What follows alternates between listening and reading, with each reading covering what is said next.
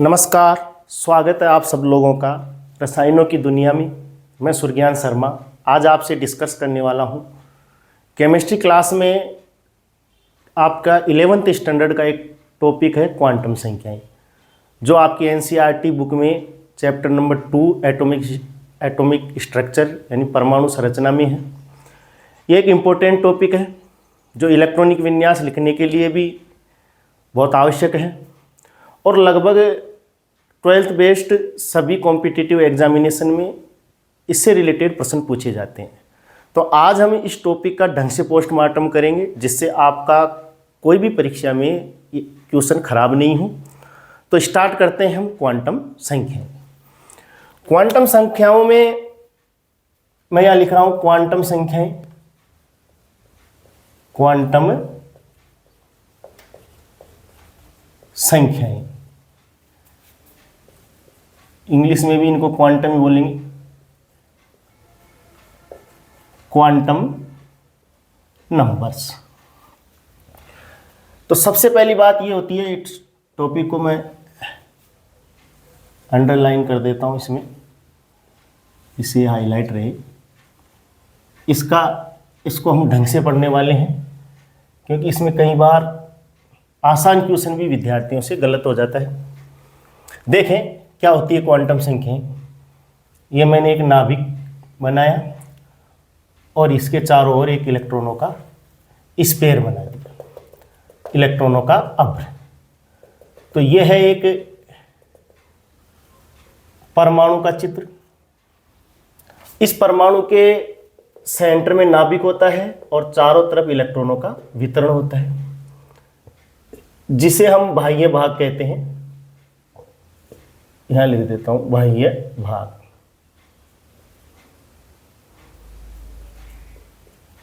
बाह्य भाग, और बाह्य भाग में मिलते हैं इलेक्ट्रॉन। अब इन इलेक्ट्रॉनों की 3 बातों की जानकारी क्वांटम संख्याएं देगी। इलेक्ट्रॉन की स्थिति, दूसरा इलेक्ट्रॉन की प्रकृति,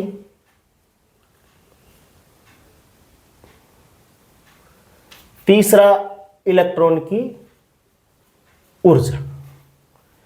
यानी कि वे संख्याएं जो परमाणु में इलेक्ट्रॉन की स्थिति, उसकी प्रकृति और उसकी ऊर्जा के बारे में जानकारी देती हैं, वो संख्याएं क्वांटम संख्याएं कहलाती। स्थिति से मतलब है इलेक्ट्रॉन कौन से कोष का है, उपकोष का है, कक्षक का। प्रकृति का मतलब है कि किस तरीके का चक्रण है, ऊर्जा का स्तर क्या है। इन सारी बातों की जानकारी किसी इलेक्ट्रॉन के बारे में क्वांटम संख्याएं देती हैं।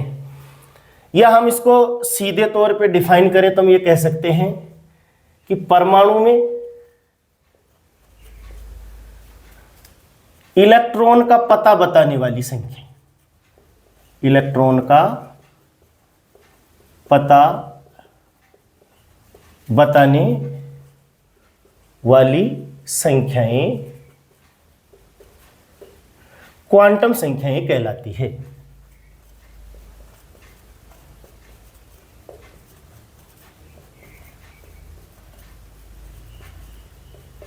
क्वांटम संख्याएं कहलाती। अब पते से क्या मतलब है, वही इलेक्ट्रॉन कौन से कोष में है, कौन से उपकोष में है, कौन से कक्षक में है, उसका ऊर्जा का स्तर क्या है, ये सारी बातें इलेक्ट्रॉन के पते में ही आती है।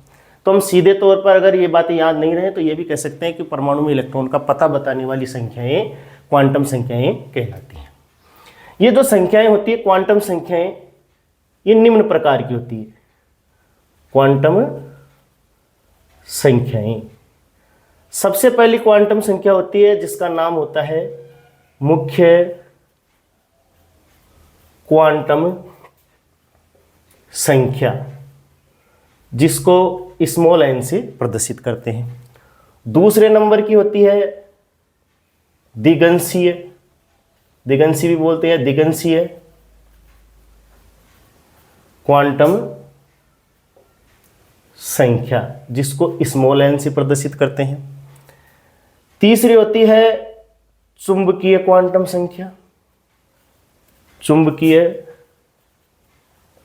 क्वांटम संख्या, जिसको m से लिख देते हैं या फिर इसको ml इस तरीके से प्रदर्शित करते हैं। और चौथे नंबर पर होती है चक्रण या प्रचक्रण। चक्रण भी बोल देते हैं और प्रचक्रण भी कह देते हैं। चक्रण क्वांटम संख्या, जिसको s या ms से भी प्रदर्शित करते हैं। अब देखें, मुख्य क्वांटम जो संख्या होती है, ये क्वांटम संख्या किसी परमाणु में इलेक्ट्रॉन कौन से कोष में है उसकी जानकारी देगी। और दिगंशी क्वांटम संख्या, जिसके बहुत सारे नाम है, जब हम इनको अलग से टॉपिक पढ़ेंगे दिगंशी क्वांटम संख्या, तो इसके और कौन से नाम हैं और क्यों है, इन सब पे चर्चा करेंगे। तो कोष और दिगंशी किसकी दे देगी, उपकोष की। और चुंबकीय क्वांटम संख्या, इलेक्ट्रॉन कौन से कक्षक में है। और चक्रण क्वांटम संख्या, इलेक्ट्रॉन के चक्रण के बारे में जानकारी देगी। इसको ऐसे समझें जैसे किसी व्यक्ति का पता आपको देखना है तो उसका वार्ड नंबर, मोहल्ला नंबर क्या है, मकान नंबर क्या है, ये मुख्य क्वांटम संख्या उसका वार्ड नंबर या मोहल्ला नंबर बता देगी। दिगंशी क्वांटम संख्या उसका मकान नंबर कौन सा है ये बता देगी। और चुंबकीय क्वांटम संख्या उस मकान में भी वो कौन से रूम में है ये बता देगा। और उस रूम में इलेक्ट्रॉन किस तरीके से, व्यक्ति कैसे चक्रण कर रहा है, ठीक है ना, एंटी क्लॉकवाइज घूम रहा है या क्लॉकवाइज घूम रहा है, तो यहाँ इलेक्ट्रॉन से मतलब है। तो इलेक्ट्रॉन किस तरीके से चक्रण करता है, ये पूरी जानकारी हमको इन चारों क्वांटम संख्याओं के माध्यम से मिलेगी। इसलिए हमने कहा है इसकी डेफिनेशन में कि परमाणु में इलेक्ट्रॉन का पता बताने वाली संख्याएं क्वांटम संख्याएं कहलाती है। तो स्टेप बाय स्टेप हम इन सारी इलेक्ट्रॉन के मामले में कोष को जानेंगे, कौन से कोष में है, उपकोष में है, कौन से कक्षा में है और किस तरीके का चक्रण कर रहा है। तो ये पूरी जानकारी इसके पते के अंतर्गत ही हम मान लेते हैं। अब हम चर्चा करते हैं सबसे पहले मुख्य क्वांटम संख्या पर। देखिए मुख्य क्वांटम संख्या, यहां लिख रहा हूं मैं, मुख्य क्वांटम संख्या, ओके, जिसको प्रदर्शित किया जाता है स्मॉल n से। और इसको जो जिस साइंटिस्ट ने दिया था उसका नाम बोहर भी कहते हैं या बोर, बोहर भी नाम होता है, ठीक है ना, इंग्लिश प्रोनाउंसिएशन बोहर होता है, हिंदी में बोर भी कह देते। बोर द्वारा यह क्वांटम संख्या दी गई। तो 2 पॉइंट्स हमारे यहाँ पहले कवर हुए मुख्य क्वांटम संख्या की जानकारी में कि साहब मुख्य क्वांटम संख्या को स्मॉल n से प्रदर्शित करते हैं। दूसरा, बोर के द्वारा ये क्वांटम संख्याएं दी गई है। अब नेक्स्ट पॉइंट पे हम चर्चा करते हैं। ये जो मुख्य क्वांटम संख्या, इसको मैं बार बार में मुख्य क्वांटम संख्या नहीं लिखकर n लिखूंगा, तो आप n से मतलब समझ जाएंगे कि भाई मुख्य क्वांटम संख्या की बात की जा रही है। तो n अर्थात मुख्य क्वांटम संख्या, ठीक है। परमाणु में इलेक्ट्रॉनों के कोष के नाम, कोष के नाम के बारे में कौन, ठीक है। दूसरा, आकार, कोष का आकार, वह कोष की ऊर्जा के बारे में जानकारी देती है, ऊर्जा के बारे में जानकारी देती है। अब किसी को कंफ्यूजन हो, कोष कक्षा पढ़ रखा हो तो कोष, कक्षा, कक्ष, ऊर्जा स्तर, ये एक ही बात होती है। तो कोष और इंग्लिश में इसको अपन ऑर्बिट कहते हैं। दूसरा, n का मान कभी भी 0 नहीं होता है, और किसी भी क्वांटम संख्या का हो सकता है, लेकिन n जो मुख्य क्वांटम संख्या है उसका वैल्यू है, उसका मान कभी भी 0 नहीं होगा। तीसरा पॉइंट, n के मान 1 से लेकर अनंत तक हो सकते हैं। अर्थात इसका मतलब क्या निकला कि n के मान हमेशा धनात्मक पूर्ण अंक के रूप में होंगे, पूर्णांक होते हैं, ये बात ध्यान रखनी है। नेक्स्ट 5, भिन्नात्मक नहीं होंगे इसके मान कभी भी, तो मैं इसको सिंबॉलिक फॉर्म में लिख देता हूं यहां पर कि साहब n का मान कभी भी 0 नहीं होगा, पहली कंडीशन। दूसरी, n का मान कभी भी ऐसा नहीं होगा 1.34, ऐसे भिन्नात्मक में नहीं होगा। n के मान हमेशा क्या होंगे, 1, 2, 3 धनात्मक पूर्णांक के रूप में, ऋणात्मक में माइनस का चिन्ह भी नहीं आएगा। 1, 2, 3, 4, 5 और ऐसे लेकर हम अनंत तक चल सकते हैं। 1 से स्टार्ट होता है पूर्णांक के रूप में। नेक्स्ट हम चर्चा करते हैं 5वें पॉइंट में। जैसे जैसे, इसको बड़े ध्यान से देखें, जैसे जैसे n का मान बढ़ता है वैसे वैसे कोष की त्रिज्या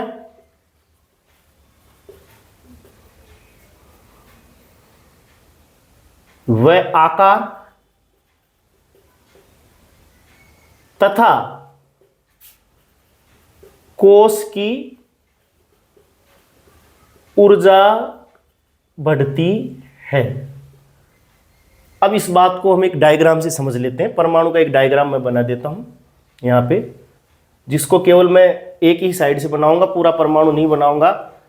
उसके कोष को केवल मैं एक तरफ से दिखा देता हूं। ये पहला कोष हो गया, ये दूसरा कोष हो गया, ये तीसरा और ये चौथा। अब देखो इस कोष को नाम दिया गया है K, L, M, N, ऐसे हम बढ़ते चलते हैं। और तो इसका n बराबर हो जाएगा 1, इसका n बराबर 2, इसका n बराबर 3 और इसका n बराबर 4। अब देखें, इसकी K कोष की त्रिज्या को यहां मैं लिख देता हूं। L की ये लिख दी मैंने, M की ये लिख दी और N की ये लिख दी। तो इसकी रेडियस को मैं कह दूंगा RK, इसको RL, इसको RM और इसको RN।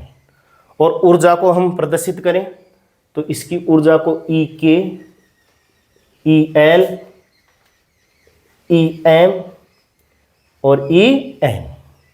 ओके, अब देखें, इस तरफ मैं लिख देता हूं, इसको मिटा देता हूं। स्क्रीनशॉट लेना हो तो ले लीजिए। अब देखें, बाकी की जानकारी मैं इधर लिखता हूं।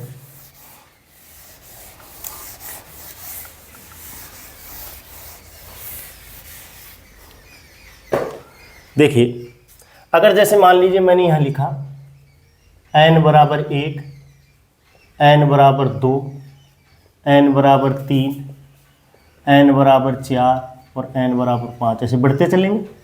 तो इस कोष का नाम हो गया K, L, M, N, O, P, ऐसे बढ़ेंगे। अब मान लीजिए इसकी रेडियस है RK, RL, RM, RN और RO। इसको ऐसे भी लिख देते हैं सब, R1, R2, R3, R4, R5। तो इसका जो ऑर्डर हो जाएगा, त्रिज्या का जो क्रम होगा वो इस तरीके से आ जाएगा, K की से ज़्यादा L की, L से ज़्यादा M की, M से ज़्यादा N की, M से ज़्यादा O की। ये इसके त्रिज्या का क्रम हो जाएगा। और जो त्रिज्या का क्रम होगा वही इसके कोष के साइज का हो जाएगा, कि जैसे जैसे त्रिज्या बढ़ेगी तो कोष की साइज भी बढ़ती चली जाएगी। तो जिसका n नंबर जितना ज़्यादा होगा उस कोष का आकार उतना ही ज़्यादा होगा, क्योंकि उसकी त्रिज्या उतनी ही ज़्यादा होती है। तो मैंने यहाँ पहले लिखा है कि जैसे जैसे कोष का n नंबर बढ़ेगा वैसे वैसे कोष की त्रिज्या भी बढ़ेगी, उसका आकार भी बढ़ेगा और उसकी ऊर्जा भी बढ़ जाएगी। देखिए, अगर मैं ऊर्जा का क्रम निर्धारित करूं यहाँ पे, तो इसको मैंने लिख दिया E, K, E L, E M, E N और ई ओ। तो जैसे जैसे एन का मान बढ़ रहा है ऊर्जा का मान भी बढ़ता चला जाएगा। तो ऊर्जा का जो क्रम आ जाएगा इसका इस तरीके से आ जाएगा, बढ़ता चला जाएगा। ओके, इसको ऐसे भी लिख सकते हैं E1, E2, E3, E4, E5। तो ये इसके ऊर्जा का बढ़ता क्रम होगा। अब देखिए, इसके पहले मैंने फॉर्मूले एन बेस्ड फॉर्मूले कुछ बताए थे, उसको एक बार फिर मैं रिवीजन करवा देता हूं। 3 फॉर्मूले पढ़े थे हमने। कोश में उपकोषों की संख्या, इसका फॉर्मूला बताया था एन। दूसरा, कोश में कक्षकों की संख्या, ये सब मुख्य क्वांटम नंबर पे आधारित फॉर्मूले हैं। तो कोश में कितने कक्षक होंगे उसका फॉर्मूला हो जाएगा एन स्क्वायर। फिर देखें नेक्स्ट, कोश में अधिकतम इलेक्ट्रॉनों की संख्या, अधिकतम इलेक्ट्रॉन्स की संख्या। तो कक्षक जितने होते हैं उनसे डबल होते हैं इलेक्ट्रॉन, तो हम इस फॉर्मूले को 2 से गुणा कर देंगे 2n स्क्वायर, जिसके मामले में हमने पहले पिछली क्लास में बिल्कुल आधार रूप से 10th से हमने जोड़कर 11th स्टैंडर्ड में बिल्कुल कनेक्शन करके पढ़ाया था। अब मैं एक एक टॉपिक 11th स्टैंडर्ड का ले रहा हूँ, जिसको बड़े ध्यान से आप लोग सीख लें। जिनकी कोई वीकनेस रही है बच्चों की, वो अच्छी तरीके से, एक भी क्वेश्चन आपका क्वांटम नंबर से गलत नहीं होगा, ये मैं कह सकता हूँ आप लोगों से। नेक्स्ट, अब जैसे बोर मॉडल हम पढ़ेंगे, जिन्होंने नहीं पढ़ा है या जिन्होंने पढ़ लिया है वो देख लें। बोर मॉडल में हमने कुछ फॉर्मूले पढ़े, फर्स्ट फॉर्मूले पे चर्चा करते हैं। देखो वो भी सब एन बेस्ड है।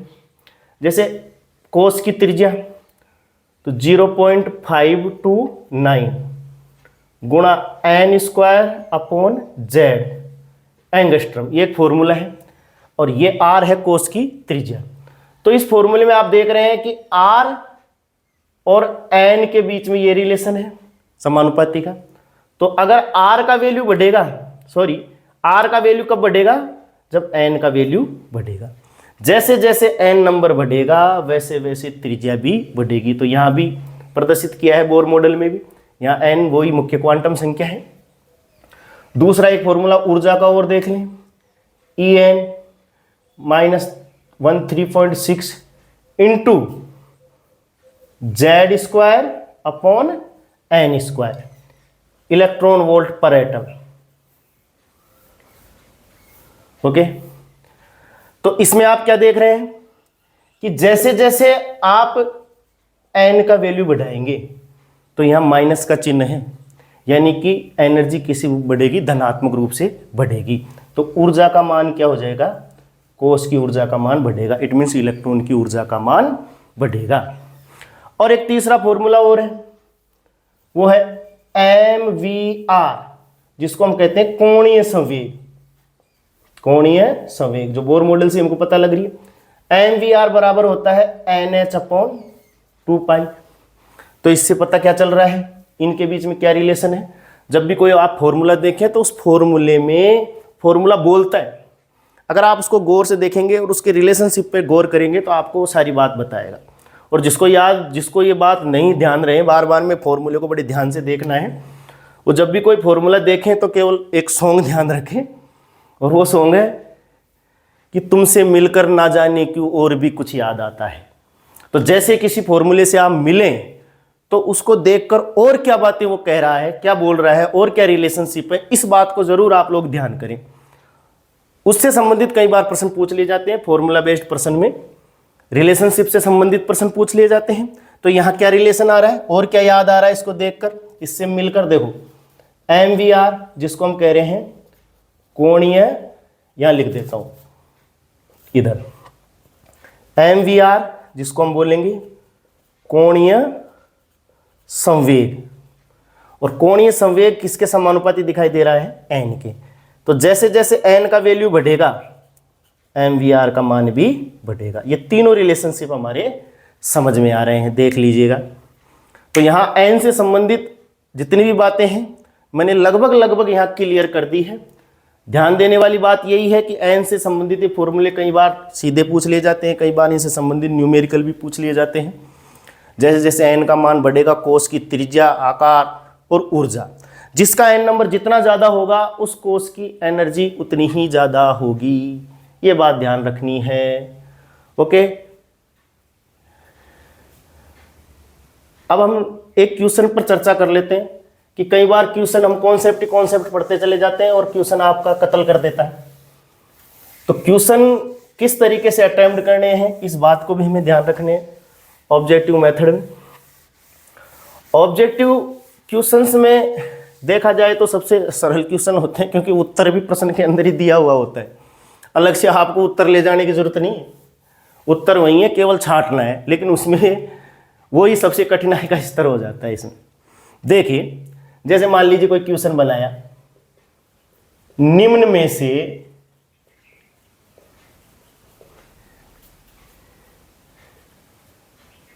किन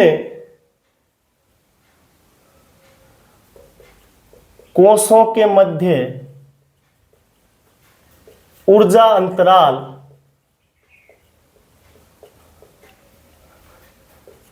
सबसे अधिक होगा। देखिए, फर्स्ट ऑप्शन उसने बना दिया E2 E1 से E2, सेकंड ऑप्शन